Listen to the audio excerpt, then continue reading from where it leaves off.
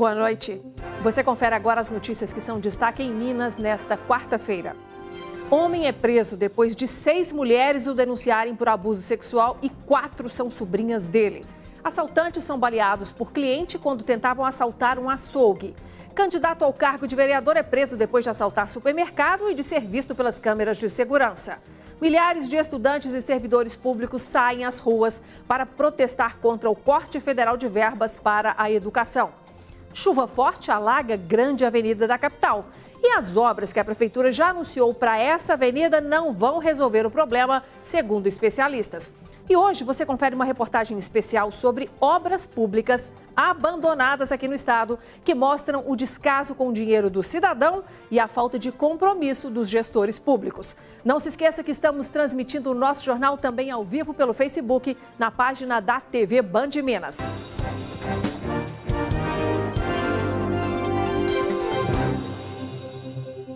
Um homem foi preso em Lagoa Santa, cidade da Grande BH, suspeito de estuprar 4 sobrinhas e ainda 2 amigas delas. Segundo as investigações, o homem praticava os abusos enquanto as vítimas estavam sozinhas em um imóvel da família.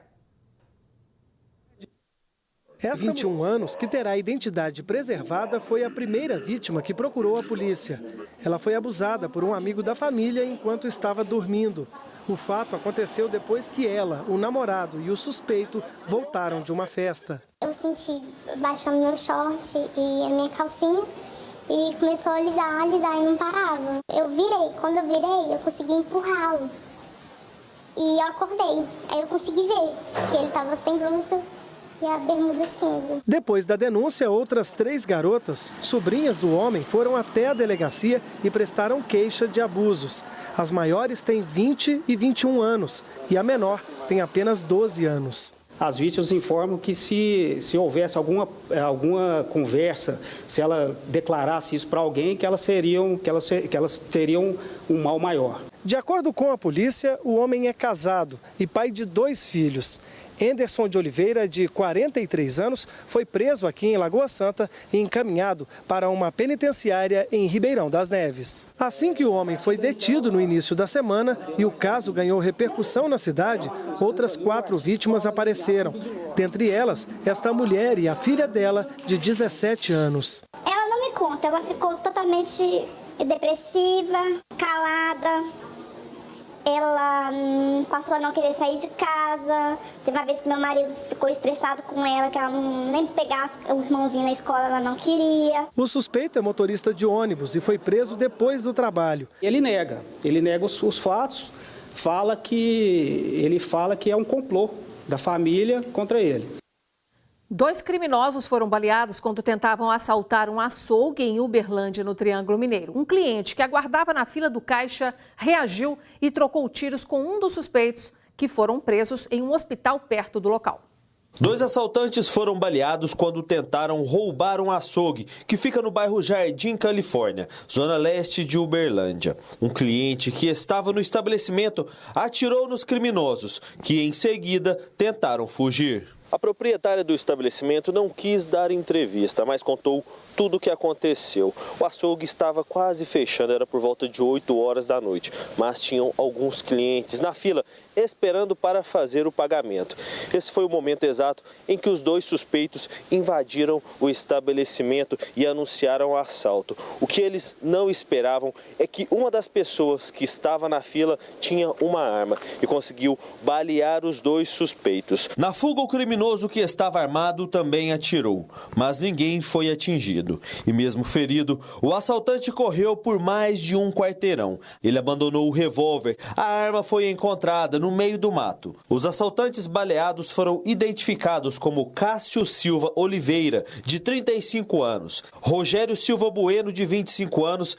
Os 2 já são conhecidos no meio policial. Um fato que chama a atenção nessa ocorrência é que os 2 assaltantes eram foragidos da justiça. Um deles cumpria pena no regime semiaberto, trabalhava durante o dia e à noite dormia no sistema prisional. Porém, um dia ele resolveu não voltar mais. Já o outro foi beneficiado com o saidão do Dia das Mães, mas desobedeceu a data que teria que voltar para a prisão. O homem que teria feito os disparos fugiu do local e ainda não foi identificado pela polícia. E um assaltante azarado roubou um malote errado dentro de um grande supermercado e acabou levando apenas R$100. Isso depois de ameaçar uma funcionária com uma arma. Ele já foi preso e identificado, Um homem muito conhecido na cidade e disputou as últimas eleições para vereador. As imagens do circuito interno mostram um homem de 54 anos, de roupa azul e boné, se dirigindo para os fundos do supermercado. Ele entra numa área restrita e já saca a arma em direção a uma funcionária. Ele toma da mão dela um malote e foge rapidamente. O caso aconteceu num bairro tranquilo de Lagoa Santa, região metropolitana de Belo Horizonte, e assustou os trabalhadores. As vítimas reconheceram o autor como sendo o indivíduo que roubou, o estabelecimento comercial em dezembro. O suspeito conhecia o local e se utilizou disso para praticar o assalto. Os funcionários do supermercado ainda disseram para a polícia que ele teria voltado ao estabelecimento dias depois, como se quisesse intimidar as vítimas. A Polícia Civil constatou que ele frequentava o local, fazia compras lá, já sabia bem da rotina ali do local. Mauro de Souza Ramos teria errado o alvo e pegado o malote que continha R$100, ao invés de um outro que estava com todo o lucro do dia. Ainda de acordo com a polícia, o homem é bastante conhecido na cidade. Nas últimas eleições municipais, ele chegou a concorrer a uma vaga na Câmara Municipal, mas não conseguiu se eleger. A quarta-feira foi marcada por manifestações em Belo Horizonte, acompanhando os protestos que foram registrados em dezenas de cidades brasileiras. Estudantes e servidores públicos lideraram as manifestações, que tiveram como foco os cortes de verbas para a educação feitos pelo governo federal. Mesmo quem não saiu às ruas com indignação foi afetado pelo trânsito, que mexeu com a rotina da região central de BH. Já nas primeiras horas da manhã, estudantes, professores e apoiadores da educação tomaram as ruas da capital mineira. O protesto foi contra o recente anúncio feito pelo Ministério da Educação de bloquear cerca de 2 bilhões e 400 milhões de reais previstos para programas da educação do infantil ao ensino médio e um corte de 30% no orçamento de universidades federais em todo o país. A situação já está ficando insustentável na universidade. Esse corte significa a morte de muitos projetos que estão sendo desenvolvidos.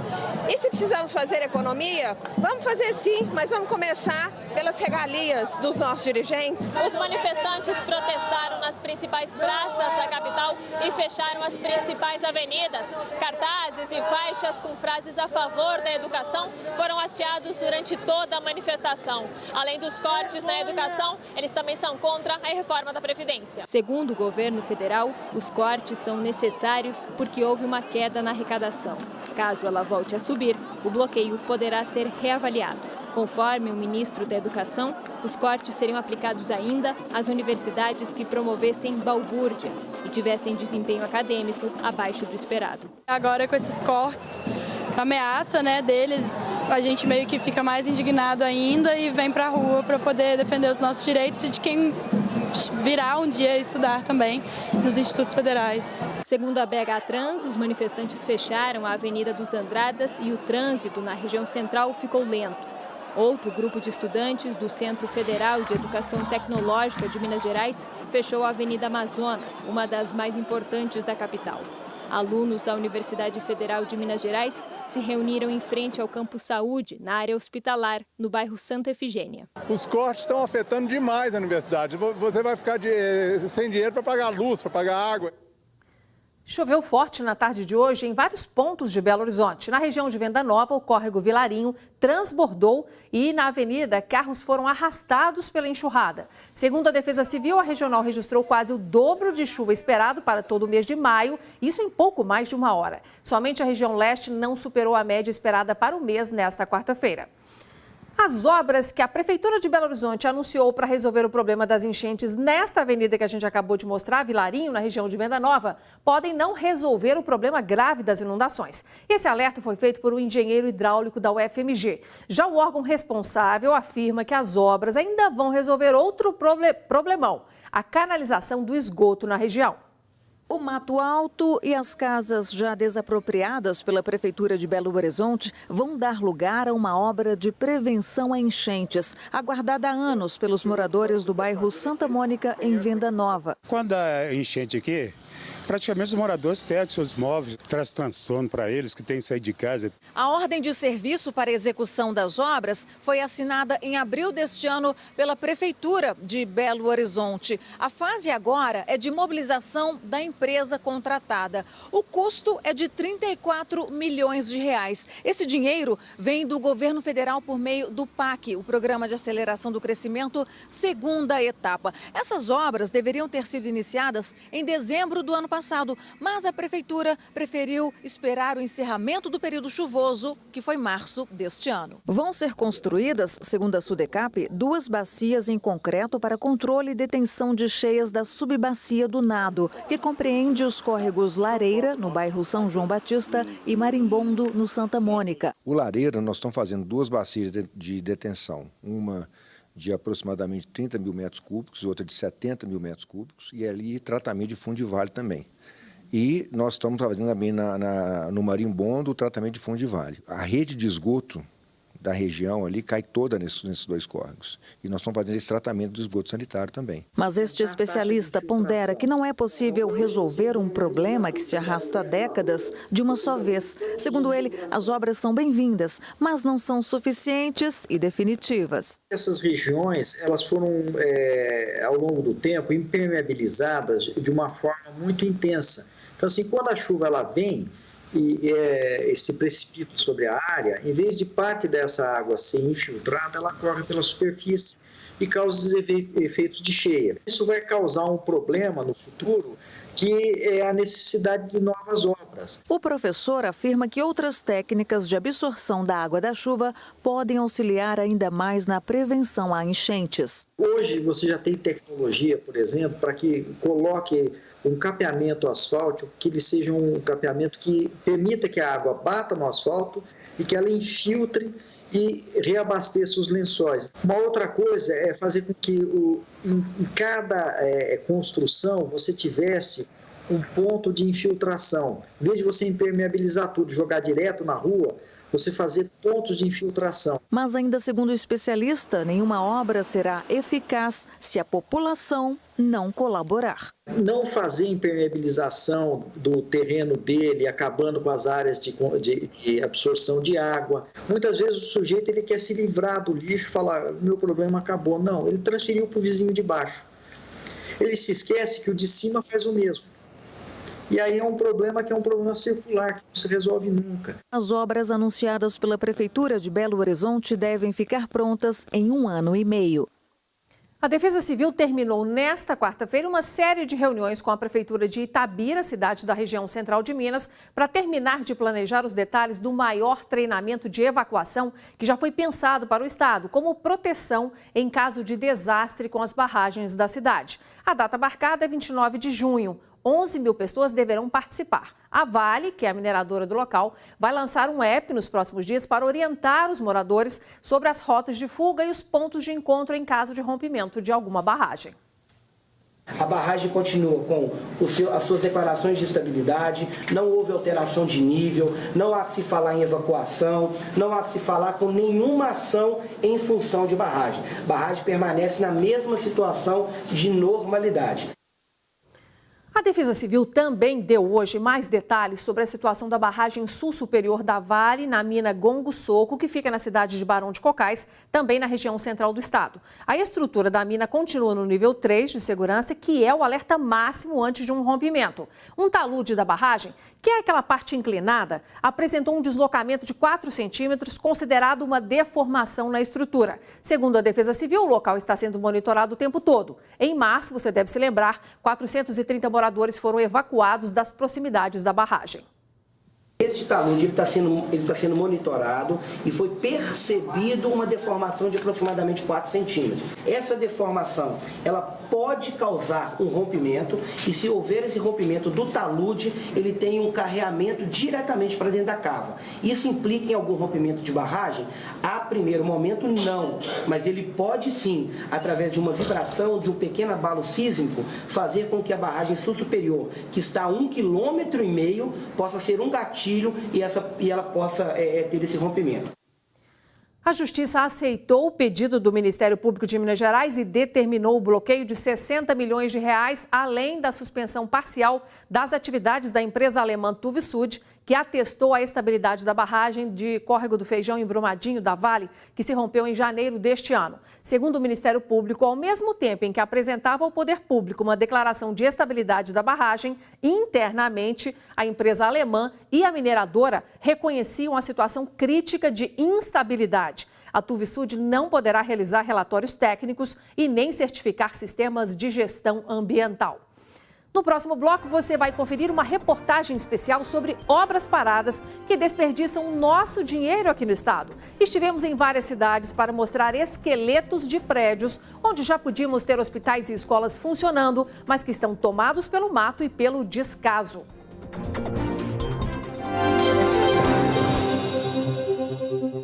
Mais da metade das cidades mineiras tem obras públicas abandonadas. Um dos exemplos do descaso com o dinheiro do estado fica na cidade de Sete Lagoas, na região central. Lá, um hospital que atenderia 650 mil pessoas ainda é apenas um esqueleto de concreto. E ele não é o único. Mais de 450 municípios desperdiçaram as verbas públicas e deixaram de atender a população com escolas, hospitais e saneamento básico. É o que você confere agora na reportagem especial da repórter Wanda Sampaio e do cinegrafista Wanderson Guimarães.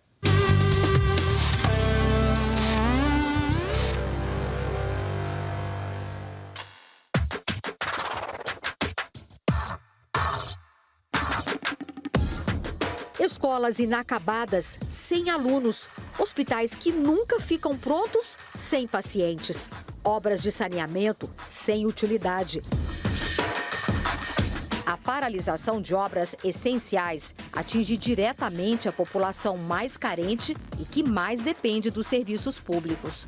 É dinheiro público, dinheiro nosso, suado da gente. Já passou da hora já de tomar alguma providência. Em Sete Lagoas, 30 mil metros quadrados de construção retratam o desperdício e a falta de planejamento. Este hospital, na região central de Minas, a menos de 100 quilômetros da capital mineira, foi projetado para atender 650 mil moradores da região. As instalações são amplas: blocos cirúrgicos, UTIs, enfermarias. A obra parou pela metade em 2015, se arrasta por 8 anos e já consumiu cerca de 50 milhões de reais. O hospital vai atender os casos de urgência e emergência. Serão 230 leitos, 50 deles de UTI. É o dobro da capacidade de internação da cidade. Aqui na frente, nesta área, será o heliponto para agilizar a chegada de pacientes graves. Só que a obra, que já deveria estar pronta desde 2013, está parada, aguardando a conclusão de uma investigação por suspeita de mau uso do dinheiro público. A Controladoria Geral desconfia que o dinheiro repassado pelo governo de Minas para administrações passadas do município tenha sido usado indevidamente e que o material não seja de boa qualidade. À medida que houve a paralisação da obra, a estrutura vem estragando. Então, as esquadrias são quebradas, acontece questão de infiltração, a questão de materiais que já foram aplicados, instalações elétricas que perdem sua utilidade. Então, isso tudo, quando ela for retomada, ela já não tem aquele valor previsto.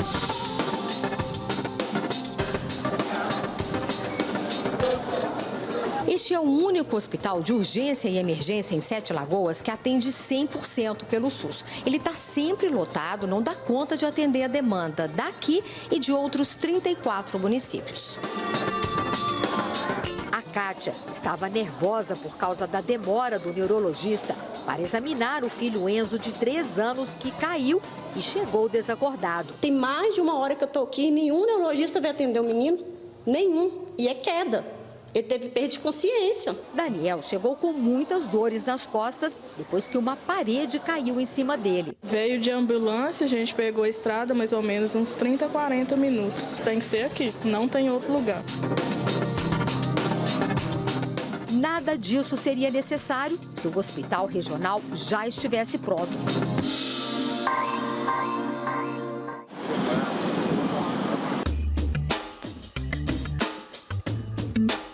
Em Conselheiro Lafayette, outra cidade no interior de Minas, o que deveria ser a solução virou um elefante branco.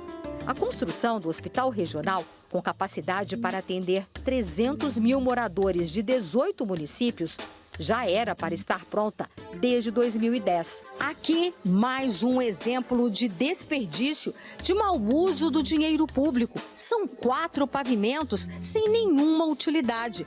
Um investimento de cerca de 13 milhões de reais em um hospital que está longe de atender alguém.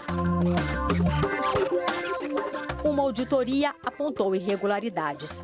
O prédio está menor do que o que foi projetado. O gasto é superior ao que foi registrado nas planilhas. Hoje nós temos só em Lafayette 700 pessoas na fila esperando por procedimentos de média e alta complexidade que, se esse hospital estivesse funcionando, talvez pudesse ser feita. Dona Maria Regina, de 78 anos, anda com dificuldade e precisa colocar uma prótese no joelho para recuperar os movimentos e ficar livre das dores. A aposentada já está perdendo a esperança de poder fazer a cirurgia perto de casa, no hospital regional que nunca fica pronto. Eu acho que isso daí é falta de responsabilidade, acabar com o dinheiro todo, deixar ele lá sem botar os médicos, né? A epidemia dos hospitais inacabados se espalha por Minas Gerais. Ao todo, são 9 no estado. 46% das obras de infraestrutura paradas no país são de saneamento básico. Uma delas em Carmo do Cajuru, a 110 quilômetros de Belo Horizonte. Nesta estação de tratamento de esgoto, já foram gastos 3 milhões de reais. E isso no estado como Minas Gerais, onde apenas 38% do esgoto coletado são tratados. Toda essa estrutura de concreto já estava pronta quando foi descoberto um erro no projeto que paralisou a obra. Isso já faz mais de 2 anos. O que era para resolver um problema está, assim, abandonado. Todo o esgoto produzido na cidade é jogado direto no Rio Pará, sem nenhum tipo de tratamento. O Rio recebe cerca de 4 milhões de litros de esgoto por dia. Os moradores reclamam do mau cheiro. Termina a obra, trata o esgoto e resolve o problema. Absurdo também na educação. São 150 escolas e pré-escolas e creches em obras que não terminam em Minas Gerais.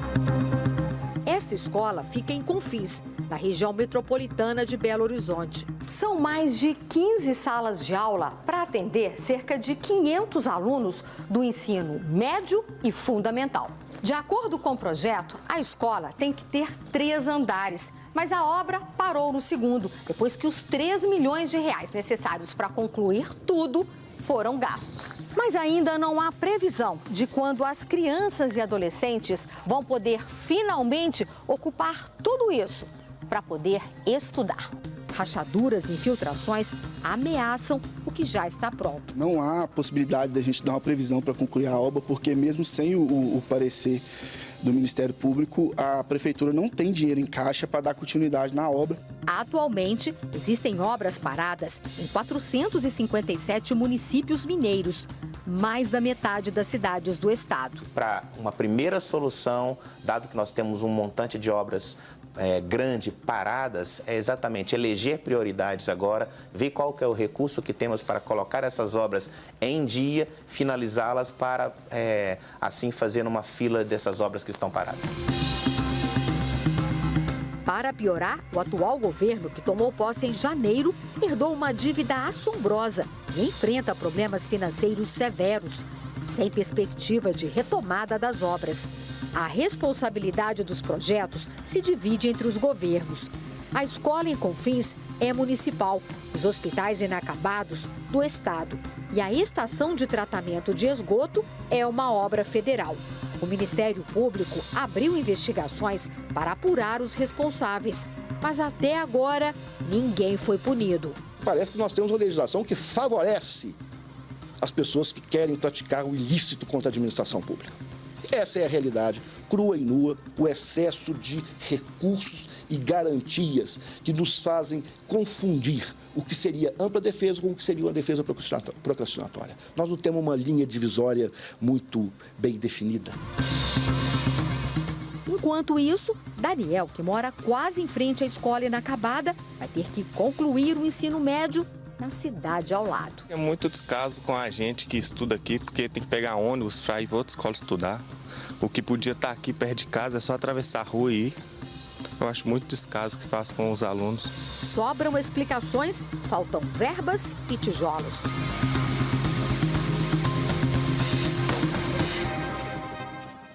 E veja a seguir, Delegacia de Homicídios da capital inaugura núcleo especializado na investigação de crimes contra as mulheres. A Polícia Civil inaugurou hoje um núcleo especializado na investigação de feminicídios dentro da Delegacia de Homicídios da capital. Essa foi uma necessidade comprovada pelo aumento no número de casos. Em 2018, 106 mulheres perderam a vida de forma brutal aqui no estado. Anos, e durante todo esse tempo ela sofreu abusos físicos e verbais pelo ex-companheiro, que depois passou a ameaçá-la de morte após a separação. Já são 7 medidas protetivas contra o agressor, que até hoje a persegue. Há vários tipos de agressões. Eu posso dizer que eu passei por todas. Todas, que se eu for relatar para você, eu não sei como eu tô viva. A psicológica, patrimonial, sexual, moral, a física, dentre outras. Cortem o mal pela raiz. Gritou, abaixa a voz. Se ele não abaixar a voz, não adianta. Ele vai gritar cada vez mais alto e o segundo passo vai ser a agressão física. Corta o mal pela raiz. Quando não se corta o mal pela raiz, é maior a chance de o agressor cometer o feminicídio. E para ajudar a não deixar impune este tipo de crime, Belo Horizonte ganha um núcleo especializado de investigação de feminicídio instalado no Departamento Estadual de Investigação de Homicídios e de Proteção à Pessoa, no bairro São Cristóvão, região noroeste de Belo Horizonte. O trabalho será de forma integrada com a Delegacia Especializada de Atendimento à Mulher e vai seguir diretrizes e normas elaboradas pela ONU Mulheres Brasil. Desde a criação da Lei do Feminicídio em 2015, Belo Horizonte registrou 52 casos. Do total, 44 inquéritos foram concluídos, ou seja, 90% dos casos solucionados. Mas a intenção do núcleo é acelerar ainda mais o processo de investigação e trabalhar na prevenção ao crime. Nós vamos dar mais celeridade em relação ao andamento do inquérito, desde a notícia do crime. Quando ocorreu, o que nós vamos fazer? E imediatamente para o local, como já ocorre. Porém, nós vamos dar muito mais celeridade na tentativa de prender o autor do crime na maior brevidade possível. Para rever o nosso jornal e compartilhar as reportagens, você pode acessar youtube.com ou facebook.com no nosso perfil TV Band Minas. Ficamos por aqui, obrigada pela sua atenção hoje. Amanhã estaremos de volta. Até lá e boa noite.